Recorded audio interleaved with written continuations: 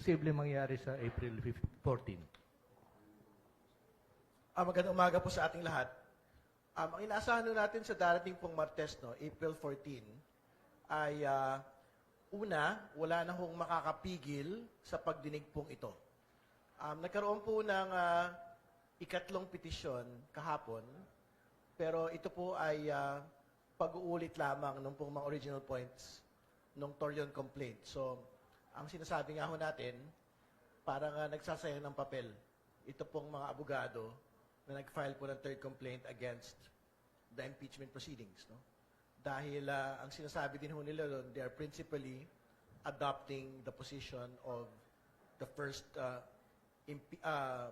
complaint, no, against the impeachment. No? And pangalawa, yung pinakamahalaga naman pong petisyon ay yung pong petisyon po mismo ng pangalawang Pangulo. Dahil siya naman po yung interested party, meron pong legal standing dito sa bagay po na ito ng impeachment proceedings. No? So, yun po yung una. And dahil hindi po naglabas ng temporary restraining order ang Korte Suprema at nag-order lamang po na magbigay ng komento ang House of Representatives at lahat po ng ibang respondents, magpapatuloy ang mga pagdinig na magsisimula po sa April 14. So, inaasahan ho natin na lahat po ng mga sinabpina na mga tao, personalidad, mga dokumento, ebidensya ay maisasalang po sa araw po na yon. So kasama po rito yung pong pagsalang kay Ramil Madriaga, yung self-confessed bagman ni Vice President Sara Duterte. Mapag-uusapan po rito kung ano ho ba yung detalye at laman ng kanya pong affidavit. At tingin ko gusto rin pong matest, no, ng atin pong mga kinatawan, miyembro po ng komite, yung kredibilidad ni Ramil Madriaga. So malamang po ay iisa-isahin yung pong mga detalye ng kanya pong affidavit. Meron pong particular focus din po sa confidential misuse, no, sa araw po na ito. So maisasalang po yung Commission on Audit Officer na bumuo ng report relating to the misuse of confidential funds. Pag-usapan po dyan yung ano ho ba yung naging paglabag sa Department of Education, sa Office of the Vice President, nung pong paggamit ng confidential funds. No? Particularly, halimbawa, yung pong paggamit nito sa mga non-confidential expenses, katulad po ng team building. May sasalang din po yung PSA, yung Philippine Statistics Authority Representative, kung saan maitatanong ho sila kung umiiral ba, totoong tao ba si Mary Grace Piatos at ang iba pang mga nakatanggap supposedly ng confidential funds. No? Maisasalang din po yung kinatawan po ng Kongreso na bahagi po ng House Committee on Good Government para siyempre ma-expedite din po yung proceedings dahil naipakita ho doon sa pagdinig ng nakaraang 19th Congress yung po mga aktual na detalye nung po maling paggamit ng confidential funds at iba pa hong mga usapin na kinakaharap po ng pangalawang Pangulo. So halimbawa, yung pong pamimigay ng mga envelopes, no, para sa head of procuring entity at iba pang mga official po ng Department of Education ay mapag-uusapan po ito, particularly yung testimony po ni former Department of Education Undersecretary Gloria Mercado. So, yan ho yung sa aspeto ng confidential funds. So hopefully, by Tuesday, nakuha na rin po namin lahat ng iba pang mga nasabpina ng mga dokumento. Particular, yung pong mga salin ng atin pong pangalawang Pangulo from 2007 to 2024, mula po sa Ombudsman, lahat po ng tax documents, including yung income tax returns, ng atin pong pangalawang Pangulo, ng kanya pong asawa, si Ginoong Manscarpio, at ng kanila pong mga kumpanya na nakalista sa kanila pong sa kanya pong 2024 SALN, no? Inaasahan din ho natin na makukuha po natin yung mga lahat ng corporate and financial documents ng lahat ng kanilang mga kumpanya na nakalagay po sa kanila po sa kanya pong 2024 SALN. So, pagka merong sapat na panahon hopefully, lahat po naman na imbitahan ay maisalang. Pero kung hindi po sila maisalang sa darating pong Martes, isasalang po sila sa mga susunod pa pong mga pagdinig. Yun po. Kung marami po doon sa binanggit yung mga maaring testigo, napakinggan na namin at napanood nung nakalipas sa mga taon, maliban kay Ramil Madriaga. Did I get it right na sa order of appearance, uunahin si Madriaga? Mas malamang po mauuna po si Mr. Madriaga doon po sa pagsasalang po ng komite only because yung pong order ng court no, na pumayag po na magpakita ho siya sa amin pong komite ay meron pong time schedule. No? So, ang order po sa kanya ay magpakita sa amin pong komite from 8 a.m. to 5 p.m. No? So, we would want to respect also the mandate of that court. No? So, hopefully before 5 p.m., natapos na po yung mayor na bahagi ng testimonya po ni Mr. Madriaga. Nalala ko po nung nag-appear dito yung abogado ni Ginoong Madriaga, may binabanggit siyang pwedeng makapagpatunay dun sa kanyang mga salaysay tungkol sa partisipasyon niya as a bagman. Yun daw cellphone na nasa kustodiya ng korte. Yun po ba'y sinampi na rin ng House Committee on Justice? At the moment, hindi pa ho ito nasabpina. Pero ang totoo naman ho, it doesn't have to be subpoenaed during our proceedings. No? Kasi siyempre, ang mas mahalaga po muna yung pong katotohanan ng kanyang affidavits. No? So, I think kung significantly convinced ang atin pong mga kinatawan, kahit yung pong pagsabpina, nung pong iba pang mga dagdag na mga devices, documents, pwede hong magawa yan, whether in the House proceedings or in the event that we proceed to trial at the Senate. Yung po bang mga narinig naming mga pangalan itong nakalipas na panahon, Madriaga, Gutesa, at saka mga Marines, sa inyong pagkakalam, somewhere somehow, sa nakalipas na mga taon, ay nagkakasama o magkakakilala? Sa totoo lang, hindi ko po alam, no? Kasi ang alam ko po ay it's an entirely separate endeavor. Ito pong Marines and Mr. Guteza. It's an entirely separate endeavor. Ito pong kay Mr. Madriaga. But we will see in the course of the proceedings kung meron pong pagsasanga ang kanila pong mga landas. Si Senator Trillanes, mag-appear din ba? With the bank accounts ni VP? At the moment, wala po akong information no? Kung magpapakita po siya Senator Trillanes. But ang pagkakaalam ko, he has been mentioned in one of the complaints. So I think we will have to ask one of the complainants or their endorsers if they will ask Senator Trillanes to be part of the hearing proper. Sino pa yung isang iimbitahan sana? Well, ang totoo naman ho, katulad ng binanggit ho kanina, ang pinaka gusto ho nating maisalang, no?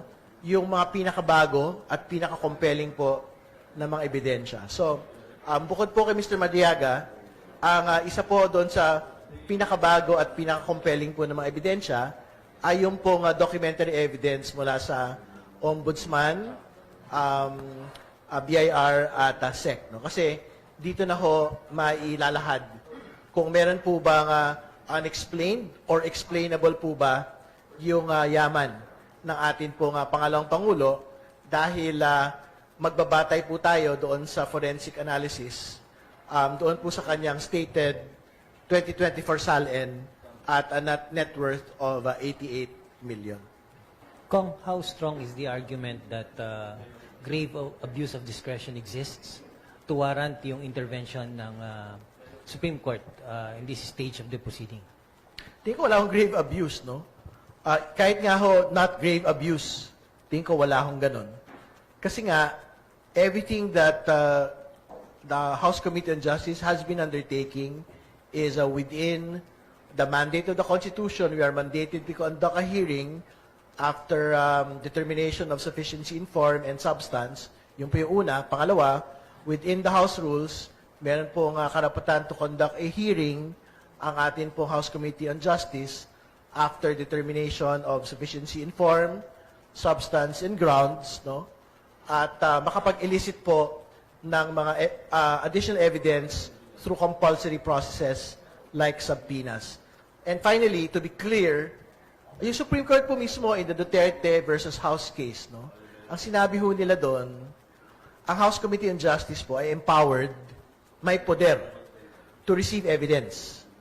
No? At kasama po doon sa reception of evidence ay yung po iba't ibang mga klase ng evidence katulad ng documentary and testimonials. Kaya hindi ho totoo yung sinasabi nila na hindi ho pwedeng mag-elicit ng additional evidence ang House Justice Committee. Hindi ho tayo nakatali doon sa mga ebidensya na ipinasa at time of filing. Lalo't higit, ito po ay kung makakadagdag o makakapagpa-weekend doon po sa kaso mismo. Kasi nga, ang sabi ho nila in that petition na final po nitong nakaraang mga araw, sabi nila, hindi, doon sa piskalya nga ho, evidence at hand lang po yung importanteng pagbabatayan. And gumawa tayo ng paglilinaw dyan na hindi yun totoo. Yung po mismo nga manual ng prosecutors para sa mga preliminary investigation, nakalagay ho ron, empowered ang piskal na mag-issue ng subpoena ducis tecum ad testificandum para kumuha po ng dagdag ng ebidensya. And again, the purpose of this is justice para magkaalaman mo talaga at the level of a preliminary investigation at sa bahagi po namin at the level of hearing proper kung dapat ba talagang tumawid, tumuloy o tumigil yung proceedings po natin batay sa mga umiiral na ebidensya. Yung, teka, si Ombudsman Remulla, do you expect him to come to the hearing with Salens? I think na-confirm po yung Office of the Ombudsman, but I think Ombudsman Remulla stated that he will deploy yung pong officer na meron pong access dito po sa mga Salens po nito. But of course, the Ombudsman himself is welcome to attend the impeachment proceedings po. Isa-summon ba si lawyer ng si Michael Boa sa hearing ng Do you expect na sasabihin nila na they will not participate in a mini trial kung gano'n? Si Mr. Powa po is being subpoenaed not as a part of the defense panel but as a high-level official of the OVP and the Department of Education. In previous public statements po, sabi niya, he will attend and he will not invoke client confidentiality on questions relating to his work in the OVP and in the Department of Education. So, hopefully we will see him there on Tuesday po for him to honor the subpoena of the House Committee on Justice. May statement na siya na dadalo siya. Wala pa siyang pinaabot sa komite, pero I think we had seen some of the interviews that he had made in the previous days. Yun po yung mga commitment na binanggit niya. So, hopefully, he will deliver on that commitment. Sige, questions from media? Kung sa impeachment complaint? Habang wala, Kuya Butch, tanungin ko lang si Kong Terry, dun sa issue ng coup sa House leadership, totoo pa ba ito? O ano pong masasabi nyo dun sa aligasyon na bahagi ito nung intensyon para sagkuan yung pagpapatuloy ng impeachment proceeding? Alam po ninyo, sinabi ko na po yan kahapon, tingin ko bahagi po ito ng propaganda ng mga alyado ng pangalawang Pangulo para madiskaril, madistract yung mga miyembro po ng Kamara at yung pong mga kababayan natin doon sa darating pong pagdinig sa April 14. Yung pong usapin po ng leadership shake-up sa House, wala ho yung batayan. Kasi una sa lahat, yung pong mga pagpapalit ng liderato, hindi ho yung nagaganap sa panahon po ng break. Ang pagganap po ng mga pagpapalit po ng liderato during the course of session. Kasi para makapagpalit ng speaker, kailangan po ng motion to vacate yung pong leadership positions. So, ibig sabihin, kahit halimbawa, meron silang numero ngayon, at papalaki halimbawa yung bilang, paano ho nila papalitan yung speaker? Pero, more importantly, wala ho silang bilang. Yung pong galing pong naitatala, no, na mga sinasabi, meron lang ho silang 10 o 20 atang mga tao, hindi namin alam yung mga pangalan nila, kung meron mang, o kung totoo man ito. Pero ano ho ba yung threshold vote to replace a speaker? 160, yung pong requisite vote para ho magpalit. So, medyo malayo. Parang platitong Manila ho yun. Yung kung 10 lang ho sila, hindi ho, in fact, mas malaki pa ho yung minorya. Doon po sa 10 ho nila sa kasalukuyan. No? So, but again, tingin ko hindi ho yun totoo, wala ho yung batayan, intriga lang po yun. In the same manner, na yung pong pag-iintriga ho doon sa kalusugan ng Pangulo ay paulit-ulit hong binabanggit ng pong mga supporters at alyado ng atin pong pangalawang Pangulo. Sir, ano po ulit, JC from TV5. Si VP Sara, lagi naman siyang invited, no? Kada may hearing yung House Justice Committee. Tama po. Sa lahat po ng pagdinig, meron pong karapatan ng atin pong pangalawang Pangulo na ilahad ang kanya pong mga ebidensya, ilahad po ang kanya pong mga depensa. Nakalagay po yan sa House Committee on Rules. At bahagi po yan ng pong paggalang ng due process rights ng atin pong pangalawang Pangulo. Okay. Pero di ba nung first hearing, no-show siya? Sa pangalawa kaya, ano pong expectations ulit natin? Wala kami expectation. So, malaya po ang pangalawang Pangulo na humarap at magpresenta po ng ebidensya sa lahat po ng mga pagdinig, pero malaya din po siya na hindi po magpakita. Essentially, waiving her right to present her defense. But, again, to be clear, in the event that the Vice President actually goes to the House Committee on Justice and presents her evidence, yung kanila pong Supreme Court petition will be immediately be dismantled. Kasi jurisdictional po yung question nila sa Korte Suprema. Wala daw pong jurisdiction to proceed yung po House Committee on Justice. So, pag ako nagpakita siya dyan, syempre, that is basically admitting to the jurisdiction of the committee on her and or other impeachable officials in the manner that we had proceeded from the beginning up until this moment.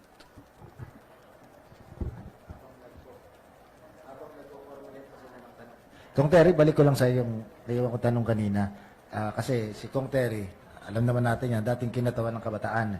Isa yung tanggapan ng kabataan, kagaya ng Office of Senior Citizen, na nalipat from Office of the President napunta ng DSWD. Sa tingin niyo ba, nakaganda yun? O mas magandang nasa ilalim ng Office of the President? Balikan lang ho natin yung pagpapalit from OP. Lahat po ng mga sectoral offices, no, katulad ng National Commission for Indigenous Peoples, Philippine Commission on Women, Presidential Commission for the Urban Poor, ito nga yung sa Senior Citizens Commission, and I think even po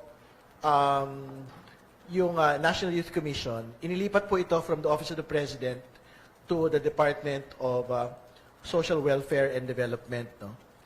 Nung pong panahon ng dati pong gobyerno. I think yung pong objective po nila dito ay dahil siyempre ito po ay marginalized sectors and better na mailagay po within a social protection agency katulad ng DSWD. Ito pong mga opisina po na ito. Pero I think we have to be very clear na hindi lang naman po social protection yung pong usapin nung pong mga marginalized sectoral commissions na meron po tayo. So for example, yung pong youth, yung pong urban poor, hindi lang naman ho ayuda, for example, yung kailangan ng mga urban poor. Kailangan din ho nila political representation. Kailangan din po nila housing. Hindi ba? Hindi naman ho yan matutugunan ng social welfare and development objectives lamang. Di ba? In the same manner, yung senior citizens, ganun din ho yun. Hindi lang naman ho ayuda at pensyon at kung anong mga tulong sa mga matatanda yung pong mahalaga para sa kanila.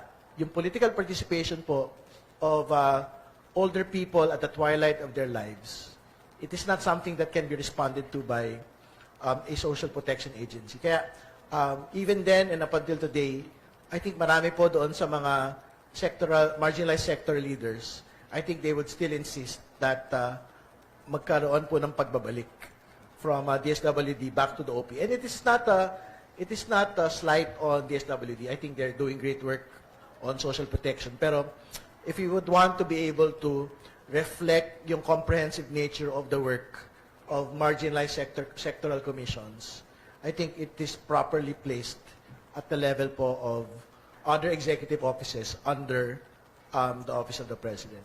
Kung may isang nakaka-bewilder na pangyayari sa paglilipat ng mga commission under the Office ng DSWD, kagaya ng NCIP, usually yung indigenous people, ang problema dyan kapag merong mina dun sa kanilang ancestral land, dalawang titulo natin, yung ancestral title at saka yung kanti yata ang tawag doon. At yung titulo na yung Torrens title na ginagamit natin bilang may-ari ng lupa. Imagine kapag tumututol, gamit yung kanilang ancestral rights, ang isang indigenous group sa magmimina, magrereklamo yung commission, aakyat doon sa DSWD. So ano dadalhin ng DSWD? Ayuda. Well, yun po nga yung actual consideration. For example, NCIP po. Ang trabaho nga niyan, sila din po yung nagbibigay ng certification na hindi po naapektuhan yung mga indigenous lands, ancestral domains and lands nung pong mga development activities. Hindi ba? Yan ganyan po mga bagay that I don't think that is something that is within the mandate of the DSWD. So for example, doon po sa Urban Poor Commission, kasama po doon sa mandato nila yung pong PDC, yung pre-demolition conferences, no, para tiyakin po na wala pong marahas o madugo pong demolisyon sa mga komunidad po ng maralitang tagalungsod. I think that is a mandate that is a bit separate from the social protection mandate of the DSWD. Hindi ba? So, kumbaga, kailangan mo talaga umiral separately, independently po ito mula po sa social protection mandate ng DSWD. Di ba ang DSWD, sila yung puso ng gobyerno. Imagine ko yung dapat caring department ng DSWD dahil under nila itong mga komisyon ito na pwedeng mag-dispense ng desisyon na makaka-apekto sa sektor na kanilang nire-represent. Hindi ba parang ano yun? Parang baliktad. Yung dapat na nanay na tatakbuhan mo siya yung nanay na papalo sa iyo. Hindi, well, yun na nga. So, I think ang bola po ay nandun sa mga komisyon. I mean, kung sila naman ay magsasabi na we would want to return to the OP as the mother department or mother agency of all of these commissions, tingin ko naman pakinggan po ito ng Pangulo. Sa